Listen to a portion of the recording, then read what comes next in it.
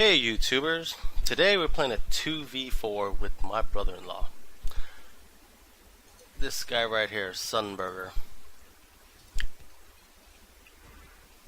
You can tell by his stats, he's pretty good. The other team I'm facing are really bad, except for Balthazar right here. He's actually someone I've been playing with for a long time. He's actually really good, but he dropped. Now, they're saying that they have an advantage, which is totally not true.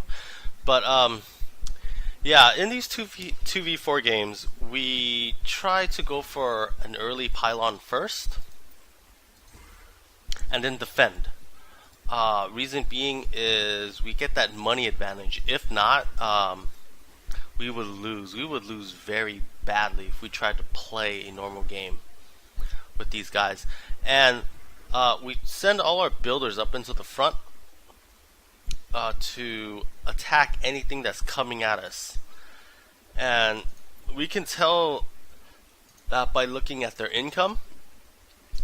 Once you're first building, you're going to get more income. As you can see, we're getting 26 per turn, and they're going 15, 16 depending on how much buildings they have. Because building provide income. That's how you can tell very early on. Now, there's an advantage of money, but also our Nexus is just literally wide open. We're just trying to kill anything that come at us as soon as possible.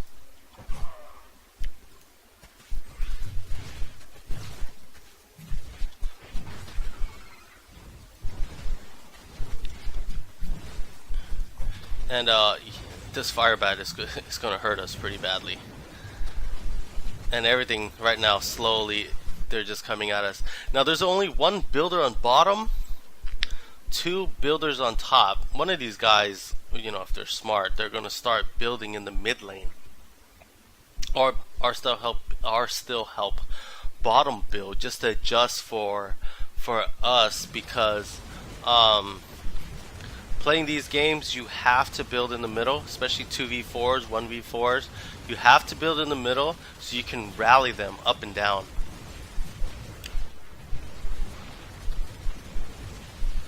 As you can see, we're getting hammered. We already lost our shield. They might force us to nuke because we're getting hammered so much. And I think I goofed here. I was supposed to build my second pylon, but I think I accidentally gave it to oh no, he didn't. Yeah, I did, because I canceled it by accident. I hit the wrong button and I lost it, and that mineral went to my brother-in-law. And it's a good thing he built this cannon. I should have told him that. He would have got this cannon up sooner, where now our Nexus is in the orange, and once it gets into the red, we might have to nuke soon, because all this building, and it's not going to hold up, especially his cannon is not holding up. So I got the third pylon up, and it went to him. So in these type of games with 2v4, or actually even 3v4, that extra builder can make that pylon, and it might just go randomly to anybody. And that's what happened here. I only have one pylon, he has 3. And he's following with our strategy of always building a building in front of your cannon, because melee units like this Zergling has to run all the way around just to get to this. So my cannon can actually snipe him down from afar before he gets to the building. It gets to your cannon. Because the AI is always going to go toward what attacks it. It won't go for this building unless that's all it sees. But once it sees that cannon, it's going to start going for that cannon. Now, this is good that he made this mothership core, because he only has like these 2 units, this Hydralisk and this one Marine to attack air, which means that this mothership core is an air unit that only attacks ground, and it can keep defending for us. This was kind of dumb for me to make this cannon so late. I should have just left this one and just start making my buildings, but I made it anyways. here we are. We're slowly repairing our Nexus, and we're really good with macroing our extra units. So we always set them on auto repair. Now it's repairing the Nexus. But when too many units start coming here and I start attacking our cannon, we blink them out and send them to the cannon to repair.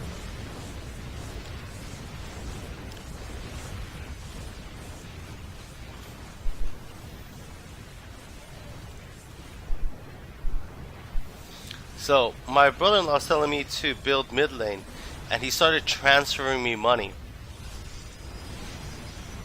And that's what I did right away. Because remember, communication is key. If you cannot work with your teammates, you'll lose. It's very important, always very important to communicate. Don't be an ass. Just try to work with your teammates and win. If your teammate's an asshole, then dude, either try to work with them or just quit. Because they ain't worth to deal with freaking jerks in this game. Now, as you can see how we built this, we have 2 buildings in the back, so it allows us to walk around. Sometimes that's good, like, you know, in the heat of battle, where you can use your heroes to walk around here. A lot of times I stagger this, but it blocks it off. My first 2 buildings on mid lane are always right next to the Nexus. I give it a space, then I build another 2. The next one will be right next to this. It is not smart to keep giving it spaces all around. Now, this guy right here, Mr. LOL, he's the mid lane builder. Now they're trying to catch up with our income, which is a little too late. But if I was him and I saw these immortals coming at us, especially this few, I would have already assumed that you had some. Especially when they were already in here, they would have saw that I had 3 right away. I would not have went with this Ultralist. This Ultralist just becomes cannon fodder. These mothership cores are working very well in the bottom lane, because this guy, he just started going for ground. I would not have went for ground. I would have started going for like some type of air units, like some Banshees or something, because I had my units up here and I saw what you guys got. I would have started going for air units. I would not go for ground units, especially tanks. Immortals crush tanks, especially these mothership cores.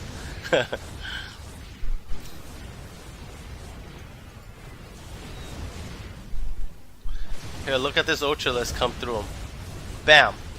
It's dead. Useless unit.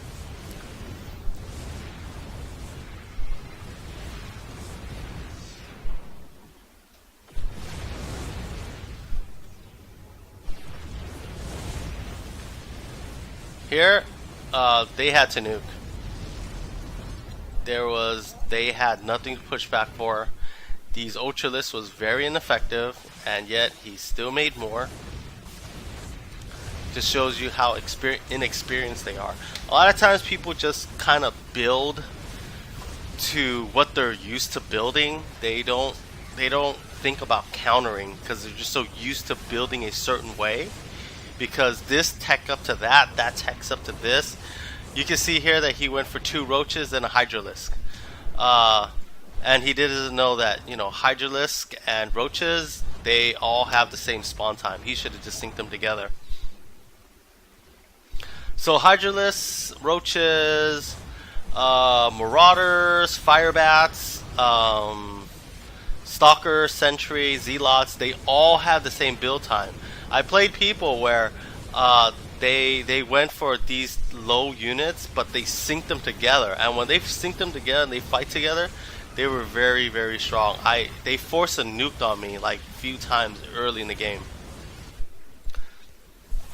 Now here's our Dark Templars.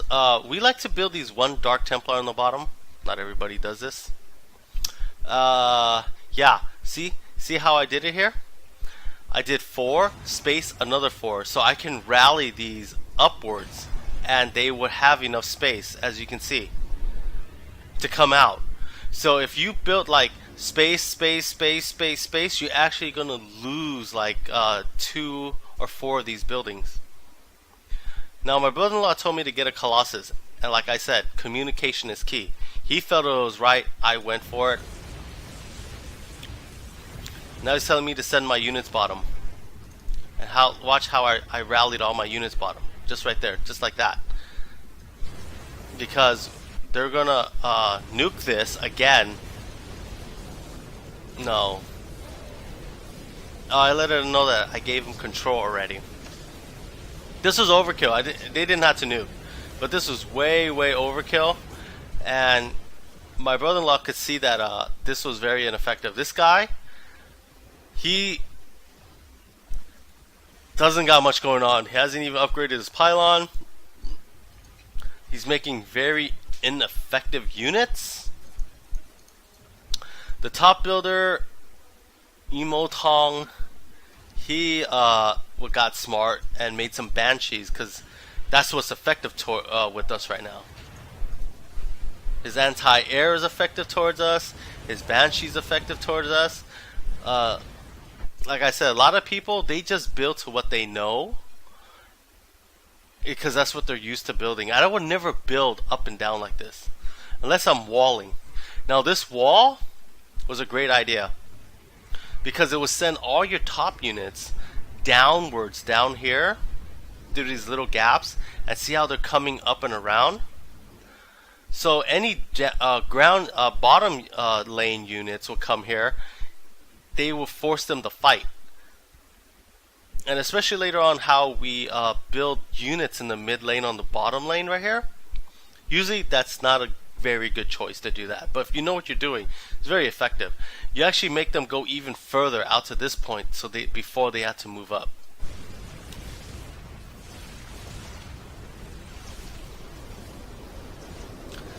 Right now we're sending all our units on bottom and it's going to force them to nuke.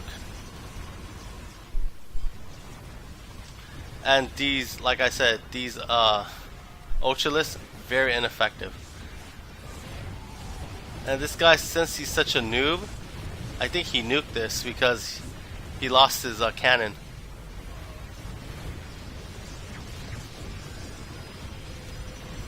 He lost his first cannon, he lost his second cannon. Then he nuked it.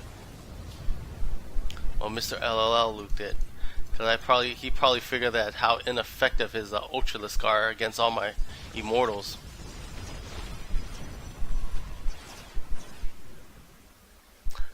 And here, watch my Immortals just cut through them.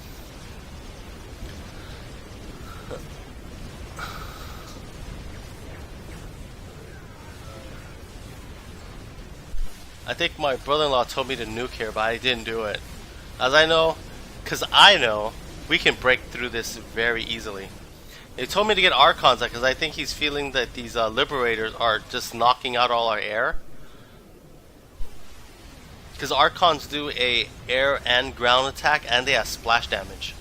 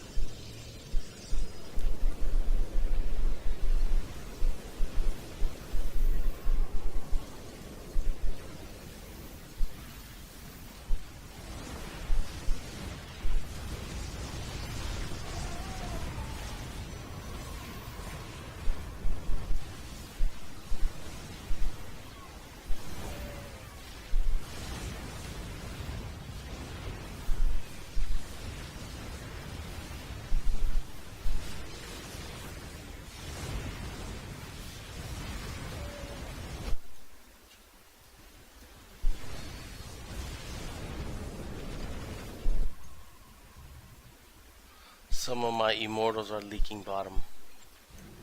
Now he's telling me to send bottom to counter this.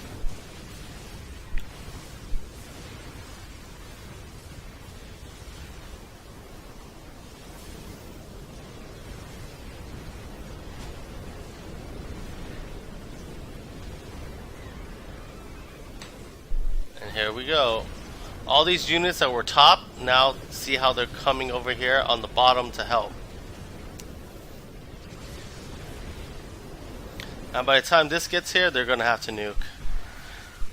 Now this dude, Mr. LOL, finally got smart and started making some air units. He started making some broodlords. But it's a little too late. You're way too late in the game. Watch how they had to nuke this. Bam! Just knocked all that down.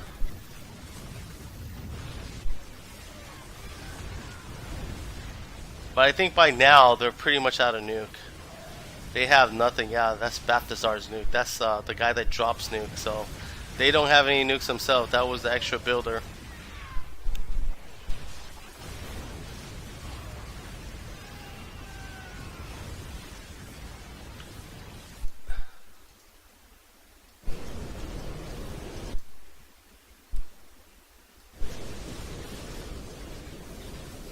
They're going to push us right back.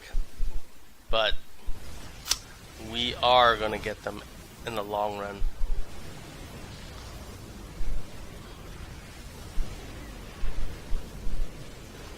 Air units, finally when they made broodlords, we already had our carriers. And this cuts through all their ground. That was totally useless on their part.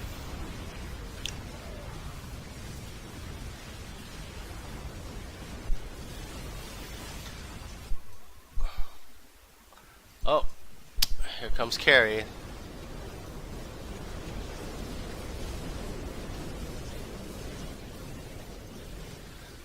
He's waiting for a good time to use the carry.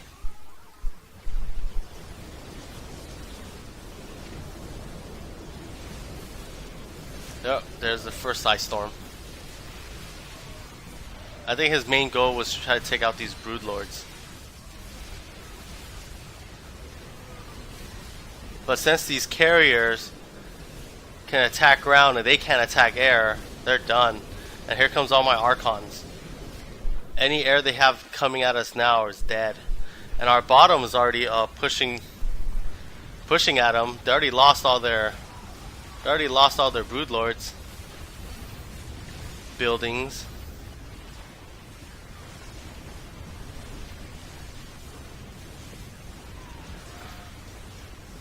This guy, he just keeps building cannons. They're useless now. Useless. He should have just had more units to fight back. I think he was the biggest handicap in this game. Money wins wars. That's why for me I only had one pylon and I already upgraded to the 5th level. My brother-in-law slowly started upgrading his, but he had 3 pylons to upgrade. This guy, none. These guys were a little smart and got 2. But if it was me, I would have had Balthazar's building right here. I mean his builder right here, and made that 4th pylon. Even if it went to somebody, it's just a little extra income. Money wins wars. Now this is a part 1 of this 2v4 matches. There's GG.